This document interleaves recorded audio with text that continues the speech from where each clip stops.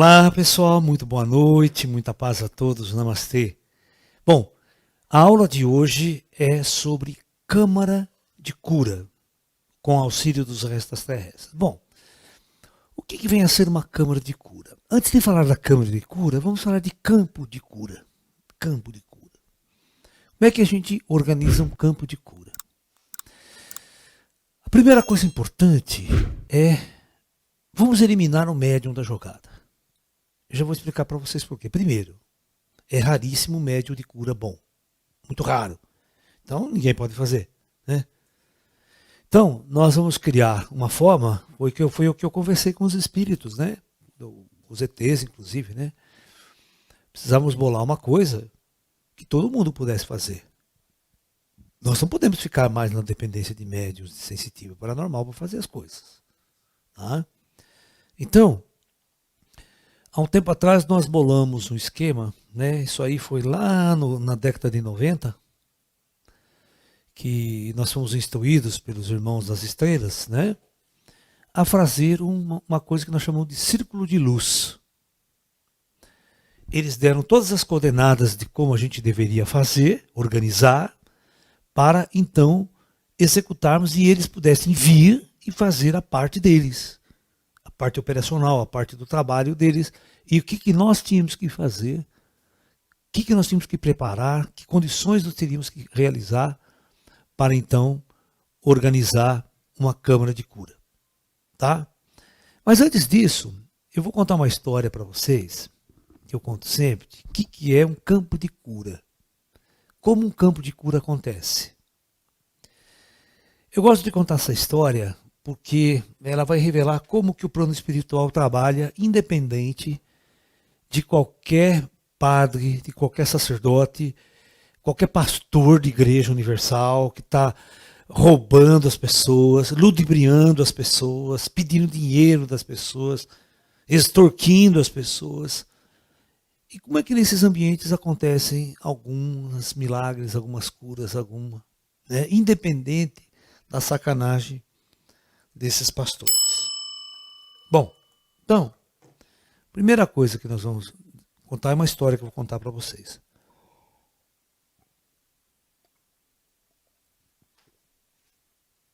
Existia uma cidadezinha no interior de Minas Gerais, há muitos anos atrás, isso faz muito tempo, mais de 50 anos, na década de 60, né? O dono de um jornal dessa cidade estava indo à falência, porque nada acontecia na cidade, sabe? Não tinha notícia, o povo não comprava o jornal dele, quanto mais comprava o jornal da cidade grande. Então, o jornalzinho dele estava indo à falência. Né? Porque anúncios, as coisas, depende muito de tiragem do jornal, né? Se ninguém compra o jornal, ninguém anuncia. Né? Você está entendendo? Então, aquela coisa toda. E ele tinha um sítio, né, na zona rural. E um belo dia, ele estava voltando do sítio dele, da zona rural. Ele viu lá embaixo, assim, na baixada, uma casa muito simples, muito humilde, né? Inclusive até coisa de barro, até a casa muito simples, muito humilde. E uma menina brincando, uma menina de uns 7, 8 anos de idade, brincando num balanço. Ele parou, começou a olhar aquela criança brincar lá embaixo e teve uma brilhante ideia para alavancar o jornal dele. Ele foi lá embaixo, conversou com os pais da menina. Eles eram muito humildes e simples. Ele falou que ia dar uma grana muito boa para eles, se eles concordassem em fazer tudo o que ele pedisse, tudo o que ele ordenasse. E que todo mundo ia sair ganhando sem problema nenhum. E não ia prejudicar ninguém, nada. Tal. E ele concordou. O cara concordou. Sentaram, conversaram, discutiram. Ele vai, isso era uma sexta-feira. O jornal dele saía só de fim de semana. Ele escreve uma matéria de capa no jornal. Menina de 7 anos de idade, na zona rural de nossa cidade, né, tem contato com a Virgem Maria. A Virgem Maria aparece para essa criança e ela dá essa mensagem. Tal, tal. E ele mesmo que bolava tudo. Bolava a mensagem, o que a Virgem Maria falava. Nossa Senhora! Só que ele não falou aonde era a menina, quem era a menina na primeira notícia. E no final da mensagem, ele colocou que a Virgem Maria iria reaparecer exatamente há um mês, tá? Num sábado ao meio-dia. O jornal dele começou a vender. A cidade inteira comprou o jornal. Gente de outras cidades mandando comprar o jornal para ver a matéria. Nossa, ele teve que tirar umas 10 edições a mais do jornal dele. Foi o maior boom da história do jornal dele. Jornais de outras cidades, da capital, inclusive, começou a pedir informação de matéria para ele. Ele vendia matéria. Ele era jornalista, certo? Então ele vendia matéria para Estadão, vendia para Folha, ele começou a vender para grandes jornais a matéria. Que só ele tinha exclusividade sobre as mensagens. A menina só falava com ele, só contava para ele as mensagens, entendeu? Não falava com mais ninguém. Esse era o trato, né? Bom, vocês imaginem daqui mais ou menos um mês se passou aquela notícia. Aí ele revelou o local, a chácara onde a menina recebia, aquela casa simples. Ele preparou a menina, fez uma roupinha muito bonitinha para a menina e explicou tudo que ela tinha que fazer, que ela tinha que se ajoelhar e ficar ali quieta, sem fazer nada, mais nada. É como apareceu de Fátima. As meninas ajoelharam, ninguém via nada, só as meninas que via, né? E aí tinha mais ou menos umas 200 pessoas no lugar. Aí toda a encenação, com fotografia, com tudo agora, certo? Nada acontece. Mas ele chega então, olha, a Virgem Maria realmente apareceu, ela deu tal mensagem, assim, assado, e todos vocês que estão aqui, amanhã a mensagem estará no jornal. Falou mais ou menos para as pessoas o que ela tinha dito e tal, e a matéria completa no jornal amanhã. Você imagine, né? Como o jornal começou a vender. Aí ele marcou novamente, daqui a um mês, mais uma aparição. Mesmo esquema. Tudo inventado, tudo fraude. Só que na próxima aparição tinha umas 10 mil pessoas na porta. Começou a aparecer ônibus de excursão, tudo quanto é lado para a aparição da Virgem Maria. Você está me entendendo? Né? E a mesma história. Mesma fraude. A terceira aparição. A mesma coisa, só que tinha umas 30 mil pessoas em volta da chácara. Aí, na quarta aparição, chegou mais de 100 mil pessoas na cidadezinha. Um dia antes. As pessoas dormiam na rua, porque não tinha pousada, não tinha hotel. Dormiam na rua, pousaram na rua. Outras ficavam dentro de ônibus, para no dia seguinte todo mundo lá ao meio-dia. Quase que 100 mil pessoas se aglomerando no lugar. Imagina, você sabe o que é 100 mil pessoas, cara? É uma cidade com um terço de Limeira. É um absurdo. Estradinha, tudo congestionada, tal. Só que quando deu mais ou menos umas 11 e pouco, começou a cair uma chuva. Mais uma chuva. Parecia de Fátima, do dia da Fátima também caiu um puta toró. Né? E aí, 11h30 parou a chuva, certo? O sol saiu, brilhando novamente, aquela coisa toda, todo mundo foi lá, se assentou em volta, começou em oração. Ele preparou um lugarzinho, que tinha um altarzinho que ele preparou para a menina se ajoelhou, tudo, né? E todo mundo se ajoelhado, aquelas milhares de pessoas.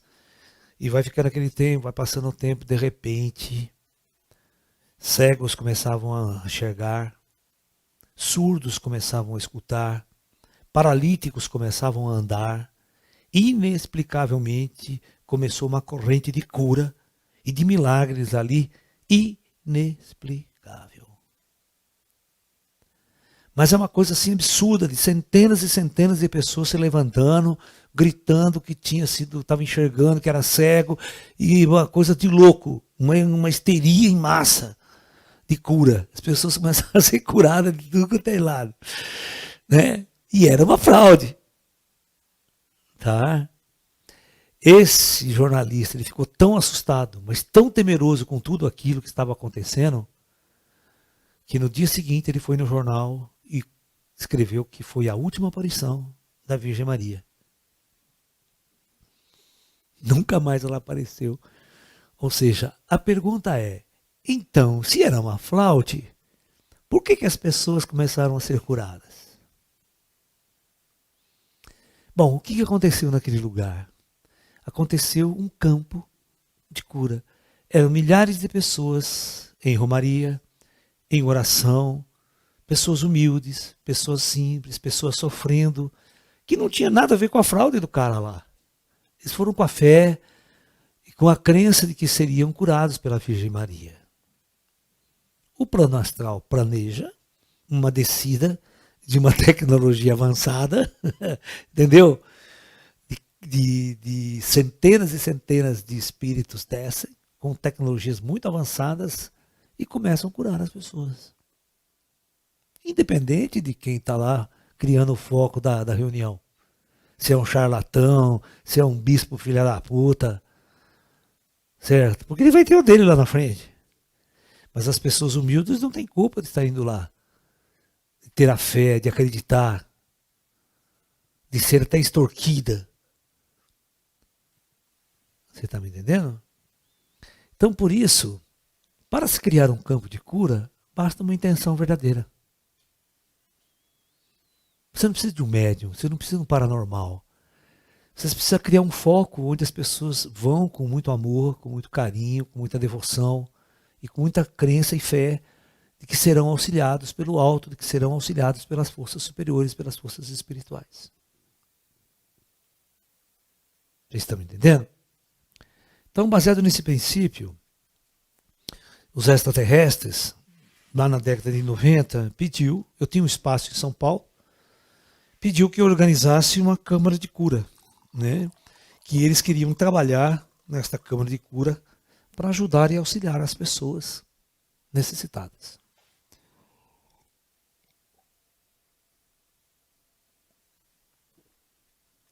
Então, de forma muito simples, ele deu as regras. Nós tínhamos que colocar um número de cadeiras em círculo, com as costas viradas para dentro. Então nós fazíamos assim, ó, pegamos um círculo e as cadeiras ficavam voltadas para cá. Então as pessoas sentavam de costas para o círculo, tá? De acordo com a quantidade de pessoas que viriam, o número deveriam ser par. Ele pediu um número par, por exemplo. Era assim, você tinha que colocar no mínimo 2, 4, 6, 8, podia ser 10, 12. Nós, lá no nosso trabalho, como vinha muita pessoa, era mais de 300 pessoas por dia, lá em São Paulo, nós colocávamos 16 cadeiras, nós lá. Mas você pode colocar até mais. Nós chegamos aqui em Limeira, no Círculo de Luz de Nosso Acha, a colocar 24 cadeiras. E dentro desse círculo aqui, ninguém entra. Porque é dentro desse círculo que os ETs vão descer com uma tecnologia, com uma máquina sofisticadíssima, que vai fazer os trabalhos mais profundos de cura. Enquanto as pessoas que chegam, elas ficam sentadas em cadeira, meditando, esperando a hora de entrar no círculo, este momento também é um momento de cura, onde uma equipe de espíritos e uma equipe de extraterrestres Greys vão trabalhar para preparar a pessoa para entrar no círculo. Tá? Colocar aparelhos, dispositivos, dependendo do caso de cada um. Né? Então, é todo um trabalho em equipe. E o meu papel qual que era? O meu papel era o seguinte, como a gente ficava em contato com o cara, que estava no centro do círculo com a máquina trabalhando, então ele falava, pode entrar o pessoal. Já estava tudo preparado, então entrava o pessoal. Aí, em volta, olha só, em volta do círculo de cadeiras, tinha os membros de nosso grupo, todos os membros do grupo, vegetarianos, com uma roupa totalmente branca, que vai fazer essa posição da mão, em posição da mão, para segurar a vibração e a energia. Tá ok? Então, cada vez que entra um grupo de pessoas aqui, o grandão fala, tudo bem, as pessoas, ele liga a máquina e a máquina começa a fazer Cara, você não tem noção dessa máquina. O que essa máquina faz? Essa máquina faz cirurgia sofisticadíssima ao mesmo tempo em todas as pessoas que estão aqui. Ela é automática. Ela já analisa o caso de cada um, sai raios de luz como se fossem unidades lasers, mas tudo em filamentos, e vai naquela pessoa, vai numa outra, vai numa outra. É uma inteligência artificial sofisticadíssima que opera com raios de luz casos completamente diferentes das pessoas e ao mesmo tempo. É um absurdo o que ela faz. E quando dá o tempo, ele termina, os raios de luz fuxam, voltam para a máquina fica desativada, assim, stand-by, né? Aí ele faz assim para mim, eu mando as pessoas saírem. Eu não faço nada, você viu? Eu fico sentado numa cadeira, só sai, entra, sai, entra. Então, se não tivesse eu, não ia fazer diferença nenhuma. Né? Então, o que a gente pede? Eu sei que, em média, ele demora uns 5 minutos para fazer tudo isso aí. Até menos. Então, quando você não tem um sensitivo, não tem um paranormal, né? Fica 5 minutos e troca o grupo. Cada 5 minutos você troca o grupo. Tá? Nós vamos fazer a próxima. Agora a nossa pirâmide já está quase pronta aqui. E nós vamos fazer a nossa câmara de cura, né? Embaixo dessa pirâmide gigantesca que nós estamos fazendo aqui, né? Com auxílio dessas forças superiores para nos ajudar a equilibrar as pessoas, fazer limpeza no campo áurico, curas. É muito importante. Então, inclusive, por exemplo, eu criei um grupo aqui, né? Treinei um grupo que começou a fazer esse círculo de luz em São Paulo, sem minha presença. Né? E dá certo. Né? Tem pessoas fazendo alguma coisa em Curitiba. Né? Então, é muito importante, não é uma coisa sofisticada, é fácil de fazer e você cria um campo de cura para os espíritos trabalharem, para os ETs trabalharem. É assim que funciona. Aí você não precisa de médium. Né? E deixa os espíritos fazer o que eles têm que fazer. Né? Sem o médico falando um monte de bobagem, que geralmente médium às vezes fala um monte de merda. Né? Que não existe, estamos tirando o chip do mal, porque chip do ET do mal, essas merdas que eu já ouço por aí há muito tempo. Né? Uma ignorância total. Né? Entendeu? Então é muito simples, né, você fazer isso. Tá entendendo?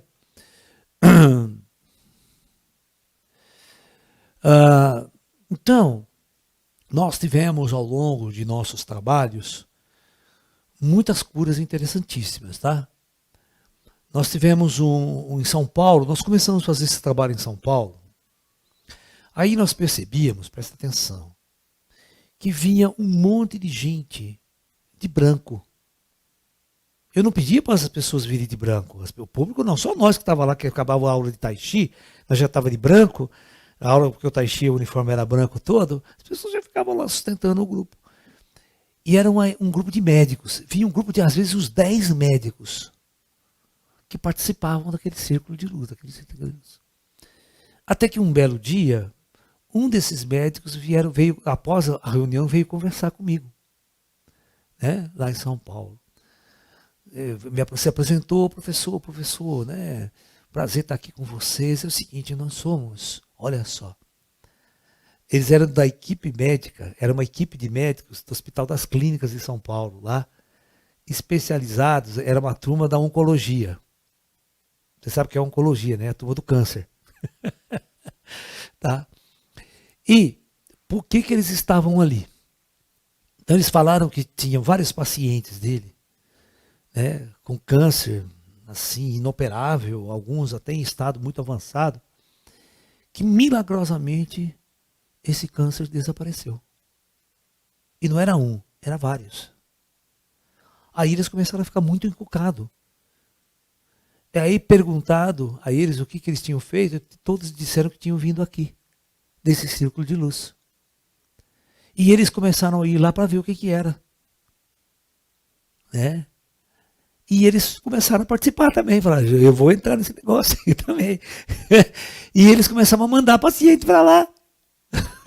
Fala, já, o que eu vou fazer? Já não sabemos o que fazer daqui para frente. Vai lá, que está acontecendo os milagres, está dando resultado, tem pessoas se curando. E os médicos mandavam a turma lá. Entendeu? Então, foi muito engraçado isso. E eu sou o tipo da pessoa que eu tô lá, não sei quem vai receber a cura definitiva. Eu vejo que eles fazem um monte de coisa, mexe aqui, mexe ali. Né? Um dia eu vi que eles retiraram um rim de uma pessoa, a parte etérica dele levou embora. Levou embora. Eu falei, mas pô, o cara tá sem rim. Falei, não, instalaram uma máquina, se instalaram uma máquina no cara assim, no corpo astral do cara, né? E aquilo lá, falaram, daqui uns 3 dias, né, vai na casa dele, né, vai trocar. Né, vai... Porque tá muito balhado esse negócio, que se a gente não consertar fora, né, não vai dar certo. Não, não, não. A pessoa não precisa ter nada, ela só precisa ter fé. Mais nada. Só relaxar e deixar os caras trabalharem. É aquela questão, se não for kármica, se o comando astral permitir, os caras curam. Que tecnologia eles têm para fazer qualquer coisa. Hã? Fé em nada, fé em Deus, minha filha. Fé em Jesus, fé no Lalá, fé em qualquer coisa. O que tem é feder, tem que ter fé. Tem fé demais, né?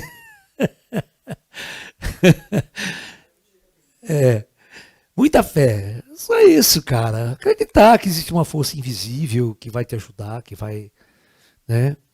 Que tá ali, né? E nós não escondíamos nada, não. Nós sempre dávamos uma palestrinha no final, depois, né? Explicando para as pessoas que eles davam conselhos, que eles, né? Os Greyzinhos vinham conversar comigo e falavam assim, olha, Laércio, nossas máquinas detectaram que 90% das pessoas aqui só tem um problema. Só um problema elas têm. Intoxicação alimentar. E essa intoxicação se resolve só tomando água. As pessoas não bebem água, ele falou.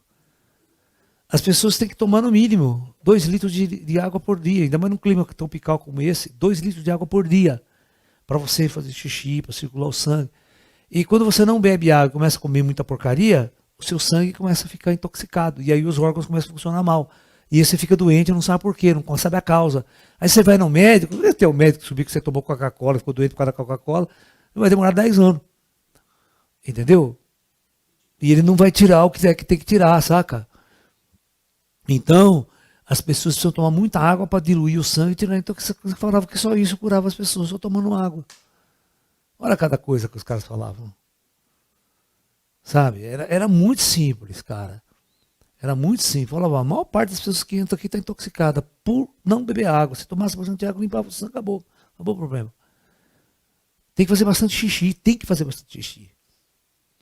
Certo? Porque é a limpeza do organismo, é o teu organismo promovendo uma limpeza, desintoxicação, diluindo, aquela coisa toda. Né? Então é isso. Tem perguntas aí? Então vamos conversando.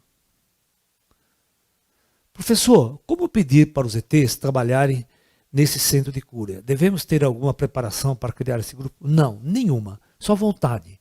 Só vontade de ajudar as pessoas, só vontade de criar um núcleo de cura. Desde que você faça de forma séria, não cobre um tostão, seja totalmente gratuito às pessoas, né? Porque nesse aspecto a gente não deve ganhar nada. Oi, não é? A gente não faz nada?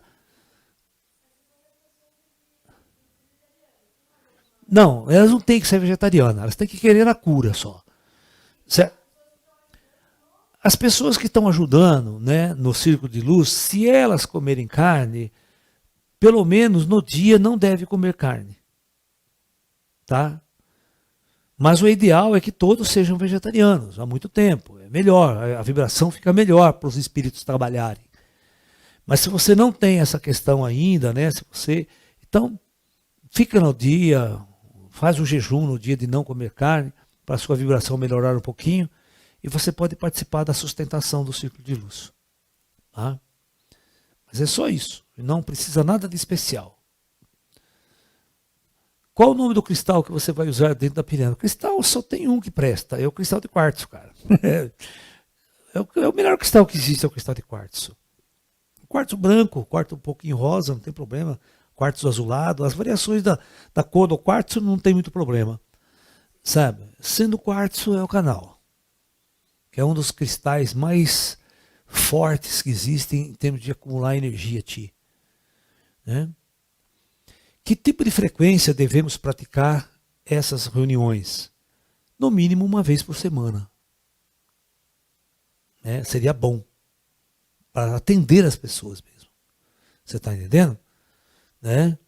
Em São Paulo nós praticávamos todas as quartas-feiras. Ficamos mais de 3 anos fazendo isso. Depois eu fechei o espaço, a gente mudou, não tinha mais espaço para fazer isso. Né? Agora nós estávamos com uma rotina que boa também de fazer círculo de luz em Limeira, mas aí veio a pandemia, né? E a gente ficou bloqueado, ficou complicado. Aí a gente tem que fazer círculo de luz virtual. Aí é complicado, né? Não dá para focar, a gente tem que fazer outro esquema, né? Então a gente vai fazer algumas transmissões de cura e de meditação da base da pirâmide. Assim que ela estiver pronta, né, e não voltar ainda às atividades presenciais, nós vamos comandar debaixo da pirâmide, ao online, ao vivo, meditação e também trabalho de cura. Né? Sim, sim. Se você for fazer um círculo de luz, né, na sua cidade, você vai ter que fazer mesmo dia e mesmo horário toda semana. Os espíritos têm que se programar, o pessoal tem que se programar também.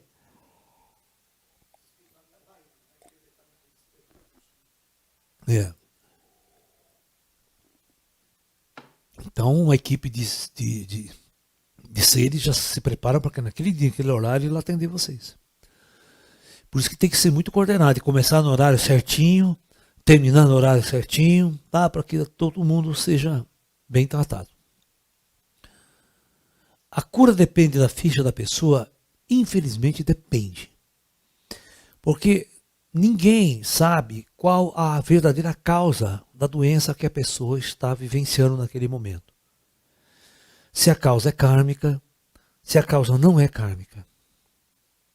Tá? Eu vou explicar para vocês o que é uma causa kármica. Para vocês entenderem que ninguém cura depois disso. Tem uma história muito interessante, né? Nós estávamos acompanhando um trabalho de cura, através de uma médium muito boa, uma médium paranormal muito boa, né? Veio até ela uma senhora muito rica, né? Porém, numa certa idade dela, muito jovem, ela adquiriu o mal de Parkinson na mão direita. E era muito forte. Aquilo vibrava, que não parava. Era uma coisa muito terrível de ver a mulher até. Sacou? E ela tinha tentado de tudo, sabe que Parkinson não tem cura. Hoje estão tentando umas cirurgias para anexar a coisa do cérebro e cortar esse fluxo. Né? Mas até então não tinha. Né? Isso aí eu lembro que foi na década de 80, essa experiência que foi feita. E essa mulher deitou e a médium deitou ao lado dela e segurou na mão dela. Então, a médium trouxe todo o fluxo para ela. E a médium recebeu uma pessoa, uma entidade. Essa entidade veio, meio braba, meio ríspida, falando assim: o que vocês querem com essa mulher? Vocês acham que vocês vão curar este mal dessa mulher? Pode tirar o cavalinho da chuva que vocês não vão curar essa mulher. Essa mulher está tendo apenas o que ela merece. E eu sou o causador deste mal nela. Pode ter o cavalinho da chuva que vocês não vão curar essa mulher. Mas aí nós queremos, mas por que você está com toda essa vingança, com todo esse ódio em cima dessa senhora? Você não pode perdoar? Ele falou, não é uma questão de perdão. Posso até perdoar, mas isso não vai mudar em nada a situação. O problema não é eu perdoar, o problema foi o que ela fez. comigo. E o que está acontecendo com ela não é porque eu, no sentido assim, né? Você vê, não sou eu que fico perto dela. Mas ela está com esse mal porque ela adquiriu esse mal. E eu vou contar a história para vocês por que ela tem esse mal. Na vida passada, né? Na vida passada, essa mulher morava no Oriente Médio, um dos países lá do Oriente Médio. Ela era muito rica, certo? Mas extremamente má, extremamente avarenta. E eu trabalhava de jardineiro para essa mulher há muitos anos. E um belo dia, essa mulher calhou dela sentir falta de umas tâmaras na tamareira, no jardim. E, irritada, ela surtou e me acusou que eu tinha roubado as tâmaras. Nem eu jamais tinha roubado as tâmaras. Trabalhava ali há mais de 20 anos. Né? E aí, ela me acusou veementemente e a justiça daquele país, daquela época, exigia que a minha mão direita fosse cortada. E eu tinha tantos anos de idade, eu implorava para ela que eu era inocente, que eu não tinha feito aquilo, mas ela, na sua avareza, não quis saber e pediu para que os algozes me cortassem a mão. Vocês não imaginam a minha dor, o meu sofrimento e minha angústia no resto da minha vida por ter sido inocente, não merecer aquilo e terem feito aquilo comigo. Ela morreu no luxo e na riqueza naquela época. Né? Aí, junto ao astral, quando eu morri também, eu fui pedir justiça. E a justiça me foi concedida. E nesta vida, quando ela atingiu a mesma idade que eu, quando ela cortou a minha mão, a sua mão direita foi anulada para sempre.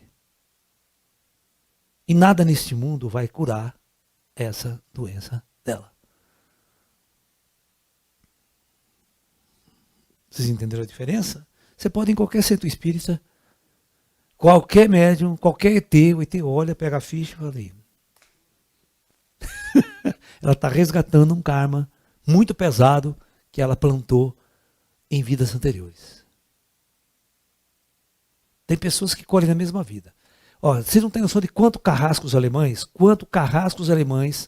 torturaram, mataram crianças, fizeram o diabo e morreram no bem bom.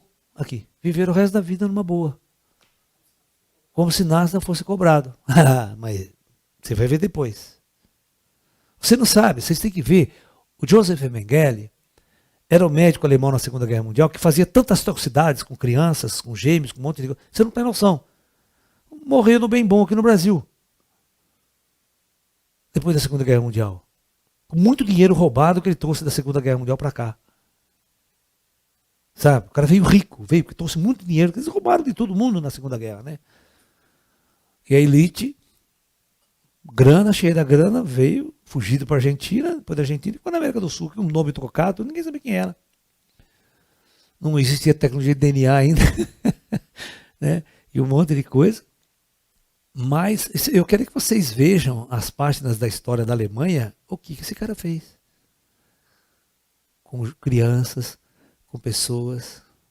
Você imagine você pegar uma pessoa, temperatura está 10 graus abaixo de zero. Presta atenção, isso que ele fazia.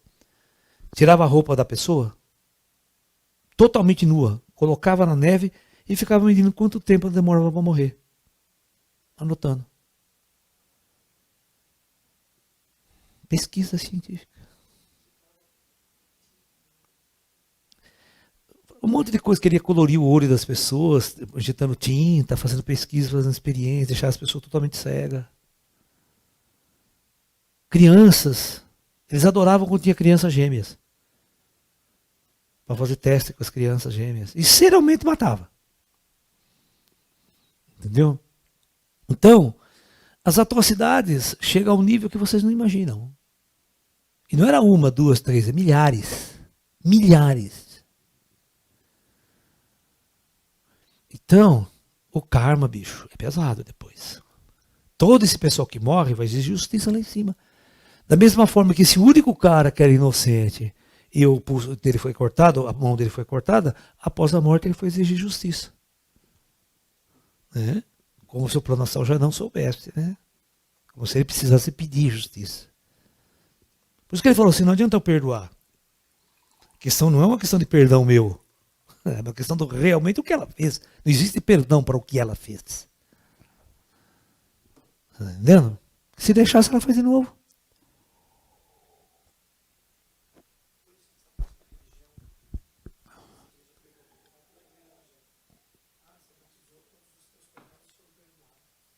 É uma mentira. É.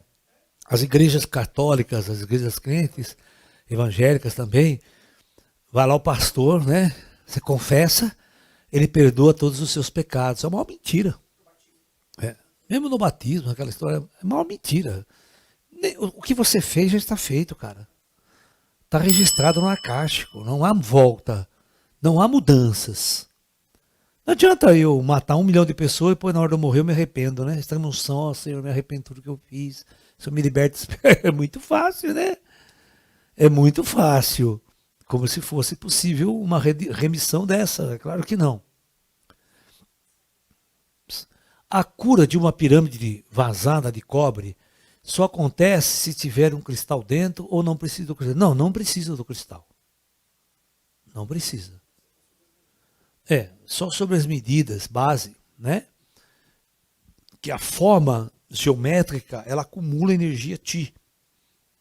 Tá? Ela acumula energia, como a gente discutiu hoje. O cristal é apenas uma... Porque se você botar o cristal lá dentro, não tem espaço para você. Porque a pirâmide, você vai fazer uma pirâmide, você vai entrar embaixo, sentar, meditar, certo? Se você botar o cristal um terço da base, você vai ficar onde depois, né? Não tem como, né? Esse círculo de cura é sempre presencial? Sim.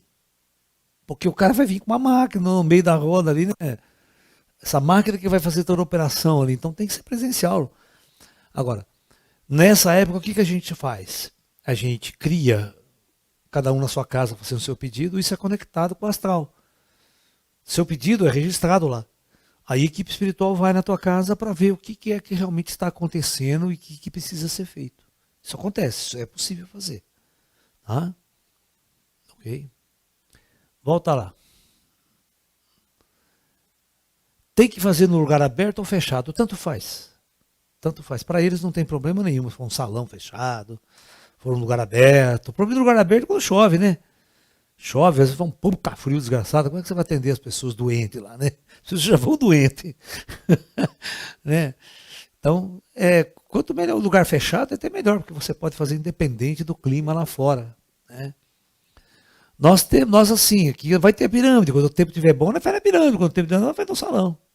Tem essas duas opções.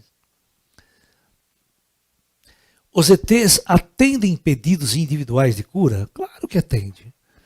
Se pedir uma cura antes de dormir, por exemplo, eles podem ajudar? Sem dúvida nenhuma. Sem dúvida nenhuma. Da mesma forma que você pedia para os espíritos, para o Espírito Santo, para Jesus, né? Pode pedir para os ETs. Pelo menos os ETs é aquele que ninguém reza. É o famoso, né, entre aspas, santo desocupado. Então todo mundo pede para Jesus. Jesus já está acumulado, não tem mais espaço para atender esse povo sofredor aqui da terra. Né? Mas assim, rezar para santo desocupado, né? Que daí é brincadeira, tá? Que a agenda de Jesus até 3.000 já está lotada. Né? Aquela coisa toda. Você já deu de cara com o André Luiz no astral?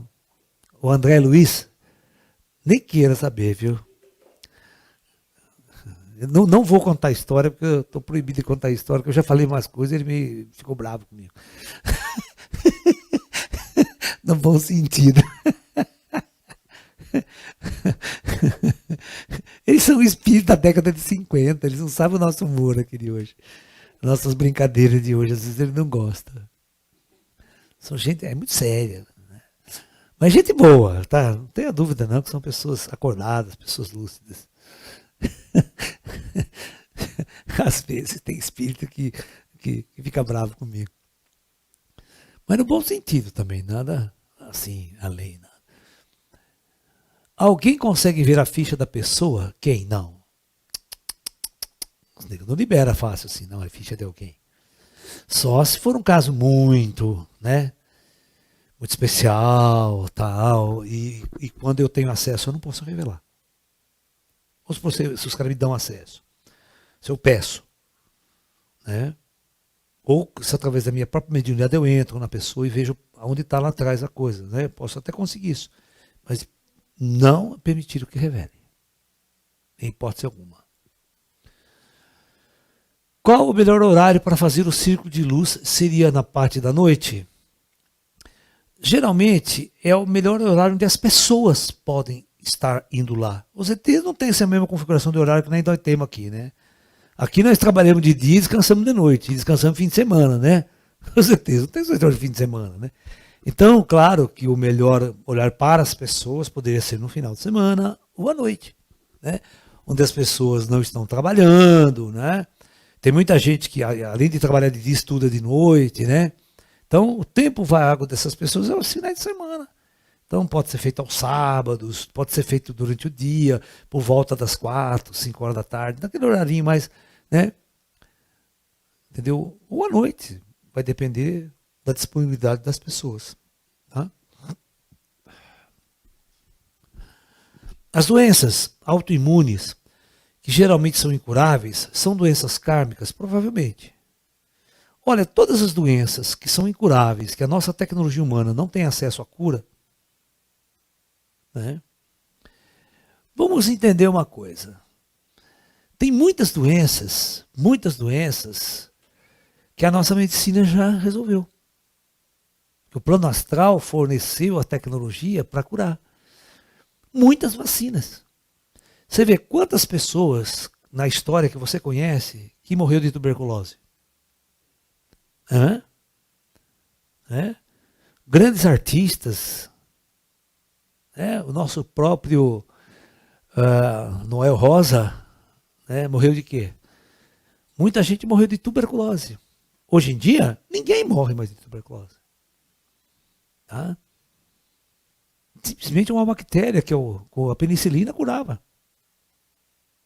É raríssimo alguém morrer de tuberculose. Tá? Mas naquela época não tinha cura. Né? Tem um monte de doenças endêmicas, tem um monte de remédios, tudo que é bactéria, doenças bacterianas, a maioria delas podem ser curadas com antibiótico. Certo? E até depois da Primeira Guerra Mundial não existia antibiótico. Então, antes da Primeira Guerra Mundial, todo mundo morria de qualquer bactéria. Entendeu? Então, isso é muito interessante vocês entenderem. Então, significa o seguinte, que até aquele ponto era kármico. Aquele tipo de doença, porque era incurável, certo? Mas a partir do momento que foi dada a cura para a humanidade, aquela doença deixou de ser kármica, né? Porque ela pode ser curável, pode ser trabalhada. Mas aí não adianta nada porque tem outros, né? Tem outras doenças kármicas aí que as pessoas adquirem, né? Ao não ter câncer, né? Tem leucemia, tem uma série de doenças que às vezes é atestado de óbito. Não tem como fugir daquilo. Ou é um atestado de sofrimento prolongado. Tá? Certo? Por exemplo, o mal de Parkinson não mata. Mas ele anula. Certo? Anula um membro teu. Às vezes o cara tem uma AVC. Ele tem um AVC, tem uma paralisia do corpo por metade. Metade do corpo dele fica paralisado. E o cara fica uns 20, 30 anos assim, cara. O Alzheimer já é uma doença degenerativa, né? Que tem a ver com às vezes a má alimentação da pessoa ao longo da história.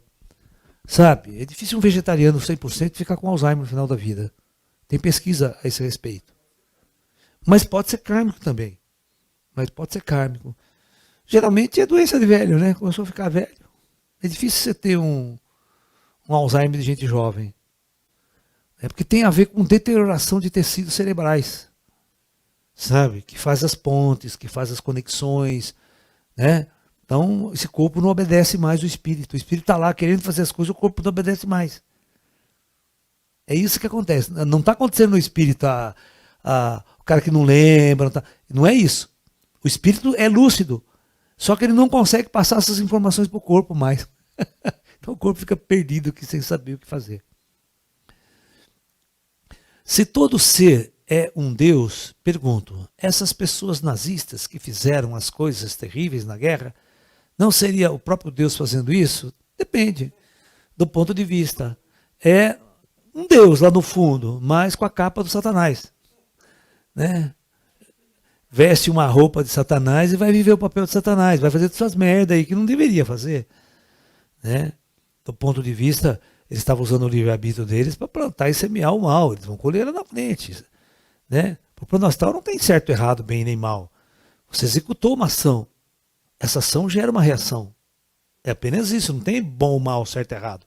Você executou uma ação, essa ação, na justiça estelar, tem uma reação. É simples. Tá? É fácil causar a dor no outro, sem você sentir a dor. Eu quero ver se, como você fala, eu sou Deus, eu também sou Deus, então tudo que você causa, se você apertar e eu sentir dor, eu também sinto. Já pensou nós dois sentimos a dor ao mesmo tempo? Você desse um tapa na minha cara, já imediatamente eu senti uma dor na minha cara. Imagina se eu desse um soco em você, você desmaiasse e ao mesmo tempo desmaiasse também. Quero ver quem ia brigar. Se a dor que eu provocasse no outro, imediatamente sofresse uma reação em mim. Nós não somos um?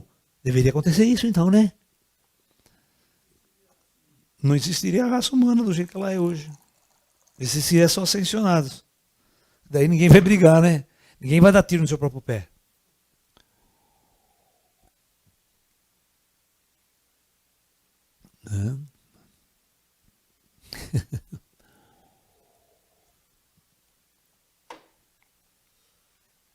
Tem uma figura muito interessante, que é exatamente a figura do ser humano, né? É uma cobra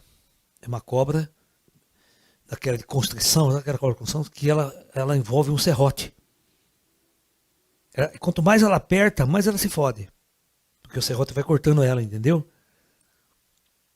E mais ela agarra. Ou seja, de que ela própria cria o seu próprio mal. Ela própria cria a sua própria dor e sua própria destruição. Tá? Então, o serrote é a lei. A lei está aí para todos. É igual para todos. Você faz, você colhe. Né? É como se, por exemplo, o serrote ela vem com um inimigo. Ela vem com uma pessoa inimiga, que ela quer destruir, que ela quer matar, mas ao mesmo tempo aquela coisa está destruindo ela também. Cada vez mais, quanto mais ela provoca, mais ela sofre. Quanto mais ela tenta ferir, mais ela é ferida. É um exemplo muito interessante esse. Quando a sua pirâmide vai ficar pronta? Prontinha mesmo, com acabamento fino, né? Daqui uns 15 dias. Não, você está pensando, que é tudo projetado por engenheiros avançados da NASA. Hã? Mas Deus quer, a gente só tem que trabalhar. Agora você fica vagabundo aí, acha que Deus não quer? Eu estou trabalhando o dia inteiro com o Jair lá, quebrando, botando, soldando, pintando, puta sol desgraçado o dia inteiro. Um sol, tá parecendo aquele espião de obra mesmo, fica debaixo de sol, né, fazendo. Até o cabelo que eu não tenho fica queimado. Né? Entendeu? Mas o nosso papel é servir. Nós estamos fazendo tudo isso, esse esforço, para nós podermos servir o maior número de pessoas depois disso, levar as pessoas a uma meditação, a um trabalho de cura, a um contato com espíritos, um contato com ET. Né? A cura peço aos ETs Greys ou aos ETs de forma geral? De forma geral. Você vai pegar aquele que está folgado. Né? Você não vai exigir, não, eu quero aquele ET loirão que venha cuidar de mim. Pô, aí também, né? Então tem que ser confederado. Não confederado eu não aceito. Sabe aquelas histórias? Só quero ET do bem, ET do mal, se veio curar eu não quero. Reptiliano, gente, é o que mais tá de folga. Não, reptiliano não, do Satanás, do demônio. Então fica aí, né? Fica aí doente, então. Né? Se a pessoa tiver uma doença causada por um karma, após passar no círculo de luz, ela pode aceitar melhor a doença? Depende. Eu acredito no seguinte, sabe? Ninguém aceita a doença, sabe? Eu acho que é complicado aceitar a doença. Né? Todas as vezes nós vamos trabalhar para a gente eliminar a doença. Essa faz parte da nossa busca, né? Ninguém gosta de ficar doente, ninguém quer ficar doente, porque doente simboliza sofrimento. Tá ligado ao sofrimento, né? Se eu não sei se é um karma de vida passada, porque eu não lembro das minhas vidas passadas, né? Eu estou vivendo uma doença aqui. Então, o que eu tenho que fazer? Eu vou buscar todas as formas para eu me curar. Todas as formas, se a medicina convencional não consegue, eu vou buscar todas as alternativas. Talvez nessa jornada eu possa aprender muito, me aperfeiçoar muito, melhorar muito o meu ser, e a partir do momento que eu tiver que partir nesta vida, eu vou partir totalmente consciente. Eu vou contar uma história para vocês. Né? Uma história que nem o ZT curou, tá? Tinha um casal que vinha assistir minhas palestras aqui, quando eu dava aqui, até no meu espaço. Isso aí aconteceu já uns... Vou calcular para vocês, uns 6 anos atrás. 6, 7 anos atrás, por aí.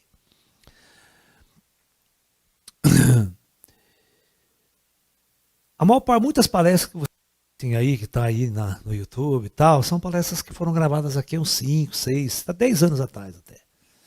Né? E esse casal vinha com um menino que ele tinha 16 anos de idade. Já na tenra idade foi detectado leucemia para o menino. Leucemia. E lutando para obter a cura da leucemia, fazendo todos os tratamentos médicos, indo no centro espírita, tá vindo aqui. Ele ficou uns 3 anos assistindo palestras minhas aqui. Tá? Com a família dele. Um menino muito bom, muito bom. Quando esse menino atingiu 19 anos de idade, ele partiu. Né? A mãe dele e o pai, né, ficaram muito entristecidos, né? E que ele não sabia por quê. Né? Que não teve... Quem era esse menino? Quem era essa pessoa que passou por tudo isso, todo esse sofrimento? Né? Bom. E ele era um menino muito bom. Muito bom. Parte da história eu posso contar, mas a outra parte eu não posso. Claro, tudo tem um karma associado, certo? Esse menino, numa vida anterior, ele era um monge tibetano. Ele era um monge tibetano que trabalhou imensamente, né, no seu treinamento interior, na educação de muitas outras pessoas, mas tinha algo atrelado lá atrás, antes de tudo isso. Né? Vamos dizer assim, vamos dizer um soldado guerreiro, que em batalhas provocou muito sofrimento. E viveu grande parte da sua vida no mosteiro. Então, esse indivíduo vai para o astral, morre. Mas ele percebe que tem algo a resgatar.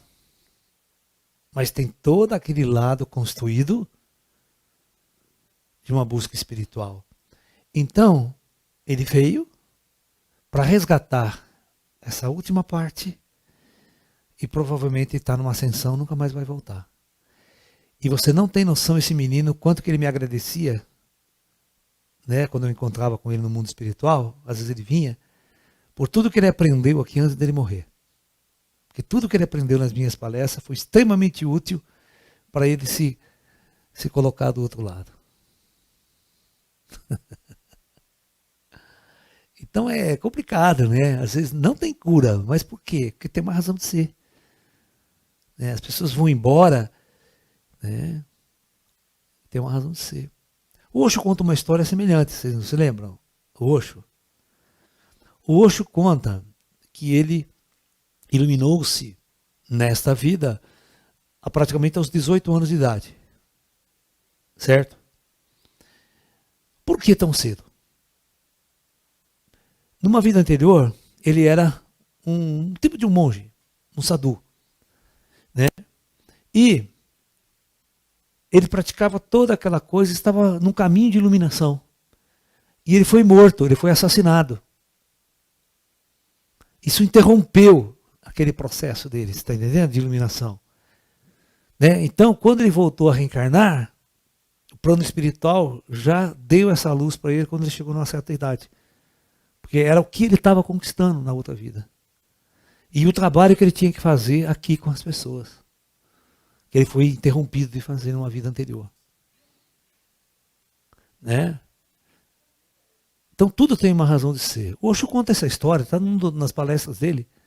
Né? Por isso que ele se iluminou muito cedo. Porque ele já tinha construído uma jornada lá atrás. Né? E nessa jornada, eu não lembro a história que ele conta, como é que ele foi assassinado, entendeu? Mas ele foi assassinado. Ele foi impedido de conquistar a iluminação em vida e poder fazer um trabalho, né, com as pessoas. Então ele veio com essa missão. Né? Ele era muito inteligente. Você sabe como é que ele fez a faculdade de filosofia dele? Hã? Você não sabe? Eu vou explicar para você. Ele era esquisito e estranho já desde pequeno, desde jovem. Então, ele chegou na faculdade de psicologia, na faculdade de filosofia na Índia, que é filosofia mesmo, sabe? E não se inscreveu no curso, não participou de nenhuma aula do curso. Todos os dias ele ia lá na biblioteca, entrava na biblioteca, pegava todo o currículo que tinha naquele ano e estudava. Estudava. Deu o tempo de 4 anos de curso, ele bateu na porta do diretor e falou, eu vim aqui buscar meu diploma. O diretor, mas como? Eu nunca te vi aqui na faculdade. Falou, claro que também, vai lá perguntar para a sua bibliotecária. Está todos os registros, todo o livro, todos os dias que eu entrei, já faz quase 5 anos que eu estou aqui. Mas a gente não pode, não, faz a prova que o senhor quiser aí, pode fazer a prova que o senhor quiser, que eu faço. E os caras fizeram uma prova com ele. Ele passou com honra em tudo. E deram diploma para ele. E depois de um tempo ele foi dar aula nessa faculdade. Essa mesma faculdade que ele se formou, ele foi dar aula. Mas não assistiu uma aula em nenhum professor. Né? Tem uns casos assim. Você lembra daquele indiano matemático lá, Carlão, que você assistiu, né, do Radmundi? Né? O cara era pobre, mendigo na Índia, tinha de cair morto. Mas ele pegava o livro de matemática, ele debulhava aquilo, que ele vinha na cabeça dele como se fosse uma inspiração. Né? Aí ele começou a escrever umas coisas, mandou para a Inglaterra. Os caras mandaram chamar ele na Inglaterra. O homem que viu o infinito. Né? Por que chama o homem que viu o infinito? Vocês sabem por quê? Não. Não era isso. Você sabe que são séries? Você sabe que são séries? Hã? Séries é o seguinte, padrões, né? Então você tem assim, por exemplo, 1, 2, 3, 4, 5, 6, 3 até infinito. Isso é uma série numérica. Né? Agora, essa é uma série simples. Você tem séries assim, ó, somatória de N, que vai de 1 até o infinito, né? Onde, né, você coloca assim, F de X, não sei o que, uma puta equação fodida que vai dar uma puta, né? Então, são determinados tipos de funções numéricas. A gente chama de funções. E tinha funções muito fodidas lá que ninguém resolvia essas somatórias aí. Né? Que quando a função não é contínua, você tem que usar a somatória. Quando ela é contínua, você tem que usar a integral. Tá? Não sei se vocês não entendem isso, porque isso é coisa de matemática. Né? E ele resolveu exatamente essas funções sofisticadas, mais difíceis que tinha, que todas elas tendem ao infinito, certo? Todas elas tendem ao infinito. Por isso que é o homem que viu o infinito. Né? Porque ele solucionou, né, essas somatórias. Você vê que tem aquela hora que os caras falavam, ó, tá errado aqui, se você não tiver mais partes, não vai dar certo a sua função. Ele errava, ele ficava puto da vida, né? Falava que os professores estavam, mas depois quando os caras chamavam a atenção dele, que ele era arrogante também, né? Ah, mas eu vi, Shiva me disse, vai pra puta que Shiva, você não viu bosta nenhum, Shiva, você viu errado. Shiva não sabe matemática, né? E ele ficava puto porque ele achava que o que ele estava vendo de Shiva estava certo, e não estava. A arrogância dele não deixava ele ver. Aí o cara mandava, calcula de novo isso aí. E aí ele ia lá, via o erro dele, corrigia, fazia até ele acertar. Mas do que ele morreu? Tuberculose. Tuberculose. Porque isso, a história dele é de antes da Primeira Guerra Mundial. Daquele intervalo ali, né? Onde o antibiótico não tinha sido descoberto. Agora eu pergunto, que karma que ele arrastou? Por que era um grande gênio e ao mesmo tempo teve que morrer cedo? O que ele veio para fazer nesse curto espaço de tempo se já estava programada uma morte kármica para ele? Sofreu. Na verdade, eu vou contar uma história para você. Quem que na Índia não sofre, cara? Tudo só tem pobre na Índia, cara. Olha no Brasil. Quem que no Brasil vai no Nordeste? Você vai ver a favela, tá bom. Sabe? Hoje estava tendo na televisão aqui, os caras entrevistando uma mulher, uma senhora, perguntando para ela, o que você comeu no café da manhã hoje? Nada, não tinha nada. Mas você não comeu nem café? Não tinha nada, estou sem comer desde de manhã. Porra! Saca? Você não entra na sua cabeça que o cara não conseguiu comer nada, cara. Você tá me entendendo? É triste, cara. É triste. São situações... Então, não precisa ir na Índia. No Brasil tá cheio de gente, né? Tem regiões no Brasil que o cara vai trabalhar, não tem o que comer em casa. Entendeu? Né? A caridade atenua o karma? Não. Caridade é o seu dever, cara. Sabe, todo ser humano tem obrigado a fazer caridade. Caridade é ajudar os outros. E caridade, você precisa nem só pegar e passar a mãozinha na cabeça e dar dinheiro para ela, não. Isso que eu estou fazendo é uma caridade com vocês. É o que eu tenho. Qual que é a minha riqueza? Eu posso ter $1 milhão, eu te dou 500 milhões de dólares, não vai fazer falta nenhuma para mim. Mas eu tenho o quê? Eu sou um professor, eu divido o meu saber, eu entrego o meu saber, eu divido com vocês. É assim, é a única riqueza que eu tenho. O que Jesus fazia? Jesus dava dinheiro para as pessoas? Claro que não. Ele não tinha.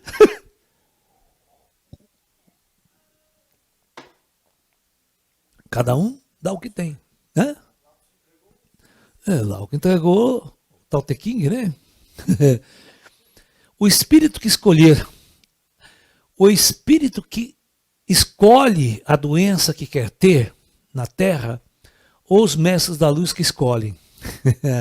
Você acha que o espírito vai escolher? Ele não escolhe porra nenhuma. Eu quero uma gripe, né?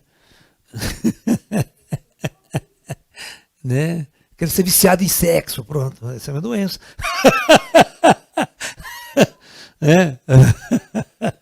Não. Tudo né? É um conjunto de coisas lá, porque, né? Qual planeta você já foi que achou mais legal, excluindo a Terra? Ok? Não, vamos entrar em detalhes. Né? Existe algum planeta que o que se faz com o outro imediatamente acontece com a pessoa que fez? Não. Não tem. Não tem.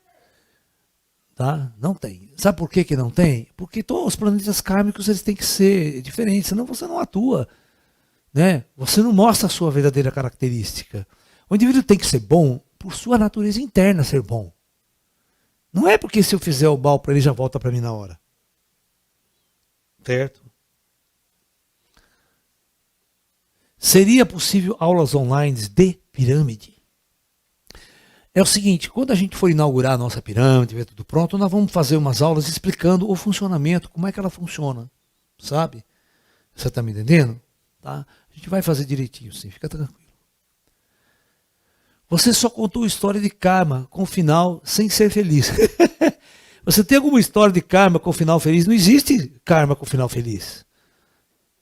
Eu estou falando sério para vocês. Você tem que resgatar o seu karma. E ninguém resgata karma feliz.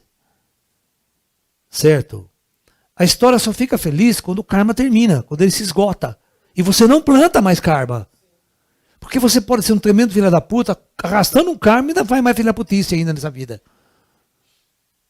Você quer saber uma história? Tá, nego tá preso dentro da cadeia lá, condenado a 30 anos porque assassinou, matou, e do lado de dentro ele continua matando, continua dando ordem para matar, continua mandando roubar. Você tá entendendo? O filho da puta já tem um karma pesado. Tá lá cumprindo o resgate kármico. Tá preso, né? E ainda continua fazendo merda. Certo? Karma feliz, né? Aí ele quer ter um karma feliz. Não vai ter karma feliz. Você já viu o Osho no astral? Não, ainda não vi o Osho no astral.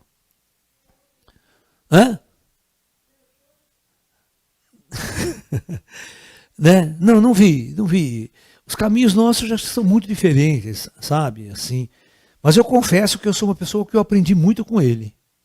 Muito, muito. Devo muito aos ensinamentos dele também. Tá? O dia que eu encontrar no astral, vou me ajoelhar aos pés. No bom sentido, tá? Da coisa, nada aquela coisa, oh, vou beijar teu pé. Não, eu só vou beijar e cumprimentar como um grande homem nesse planeta que ajudou muita gente, inclusive eu. Né?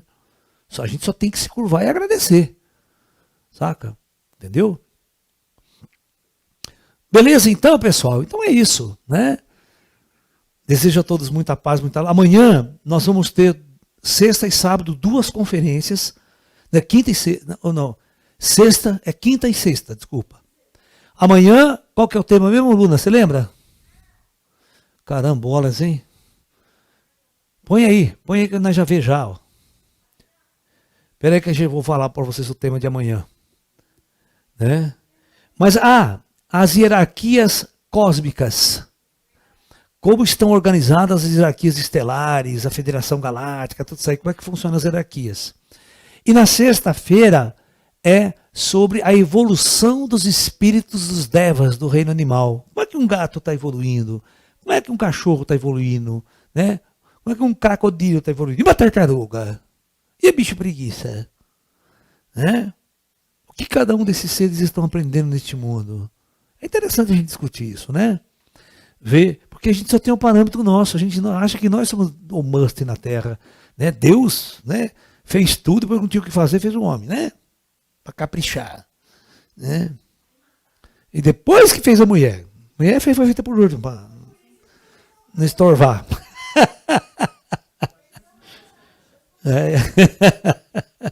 Ok, pessoal, então é isso. Namastê, muita paz a todos vocês.